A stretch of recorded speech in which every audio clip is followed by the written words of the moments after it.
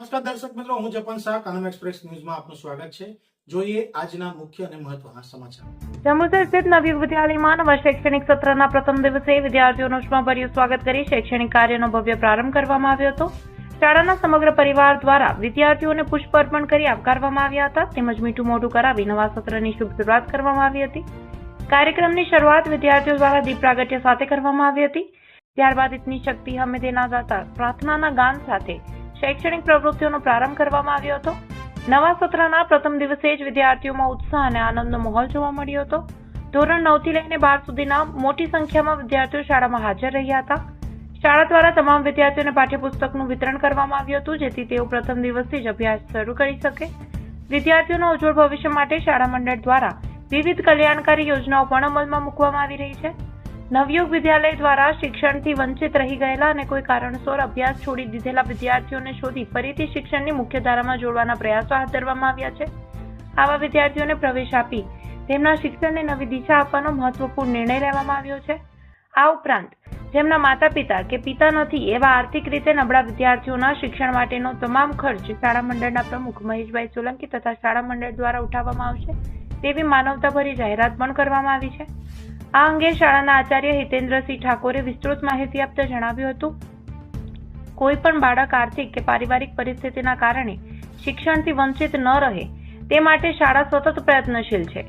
દરેક વિદ્યાર્થીને ગુણવત્તાસભર શિક્ષણ સાથે સંસ્કાર અને સર્વાંગી વિકાસની તકો પૂરી પાડવા માટે શાળા પ્રતિબદ્ધ છે। નવી શૈક્ષણિક સત્રના પ્રારંભે વિદ્યાર્થીઓ, શિક્ષકો અને વાલીઓમાં ઉત્સાહનો માહોલ જોવા મળ્યો હતો અને સમગ્ર કાર્યક્રમ સફળતાપૂર્વક સંપન્ન થયો હતો।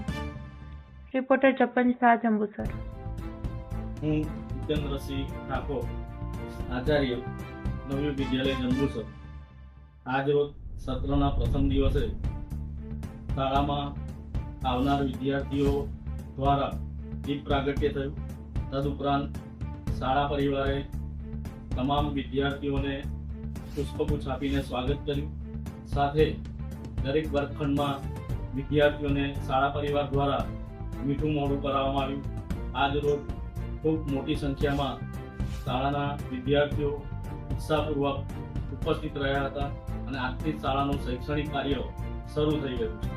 સાથે ભરૂચ જિલ્લા શિક્ષણાધિકારી આદરણીય સ્વાતિબા રાહુલ મેડમની સૂચના ભરૂચ જિલ્લાના તમામ આચાર્યોને આપીને હાકલ કરી હતી કે જે વિદ્યાર્થીઓએ શૈક્ષણિક કાર્ય છોડ્યું છે આવા ડ્રોપઆઉટ વિદ્યાર્થીઓને શાળામાં ફરીથી નવો પ્રવેશ આપવો। મારા શિક્ષક મિત્રોએ ગામે ગામ ને જુદા જુદા વિસ્તારોમાં જઈને આવા વિદ્યાર્થીઓને શોધીને શાળામાં પ્રવેશ આપવામાં આવ્યો છે તથા જે વિદ્યાર્થીઓના માતા પિતા કે પિતા નથી આવા વિદ્યાર્થીઓનો તમામ ખર્ચ શાળા મંડળના પ્રમુખ શ્રી મહેશભાઈ સોલંકી સાહેબ અને શાળા પરિવાર ઉઠાવશે।